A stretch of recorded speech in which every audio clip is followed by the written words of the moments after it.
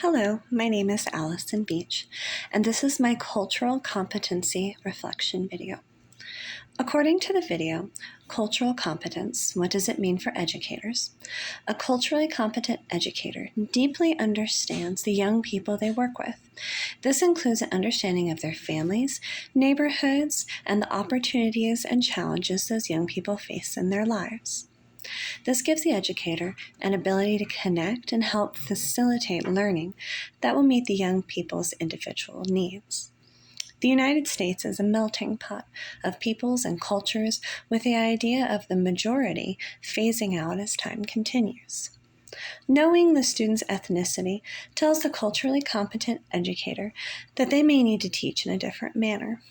The culturally competent educator should also be involved with local communities and foster relations within the communities to help them better understand their students' diversity and create safe learning environments free from bias where the students can be who they are.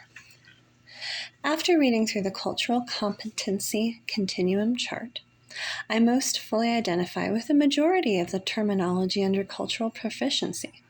Though I have no desire to change my worldview from Christian to universalism, which, to my understanding, is a religious viewpoint where all paths lead to heaven, Jesus was pretty clear in his ministry that he was the way, the truth, and the life, and the only way to heaven. If universalism in this chart refers instead to giving all cultures a universal opportunity to learn, then I agree wholeheartedly. In regards to a specific controversial culturally based issue, such as technology in the classroom and how it affects different cultures, I believe my attitude is one of compassion, gentleness, and generosity. I live and will teach in a part of the country that sees great socioeconomic despair among our residents.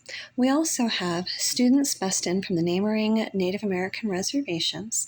The majority of our students are either Caucasian, Hispanic, or Native American. Too often, technology skips those from the lower economic status, and my policy will be to make sure that technology in my classroom is effective and equitable for all ethnicities and students of all socioeconomic statuses by implementing practices that are both constructive and policies that are inclusionary. For this to be effective, my relationships with my students must be authentic, to connect with them individually and ensure that they are getting technology that meets their needs and helps them reach academic achievement. To deepen my cultural competence, I need to look at my own implicit bias as a single language speaker. If I continue to work in the area in which I live, I will be working with students who are English as a second language learners. Taking Spanish classes would be a tool to help me learn more of their beautiful language and will help me to overcome this bias, even though it is an unconscious bias. To teach in a safe and supportive classroom that incorporates students from the nearby reservation will require greater understanding on my part of the culture of the Southern Ute tribe. Visiting and studying their culture should help me take that next step with the research that such activities will provide.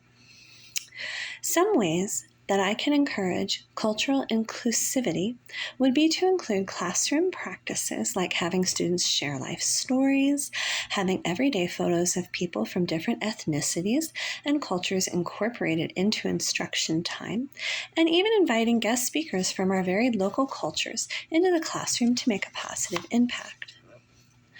Finally, I can assure that I am respecting students as individuals, no matter their varied difference from my beliefs, by returning to the simple and important truth that all people are deserving of dignity and respect, because all people, no matter how different they may seem, are image bearers. And an inherent right of all those who bear the image of God is respect and dignity, no matter the situation or cultural environment. Thank you.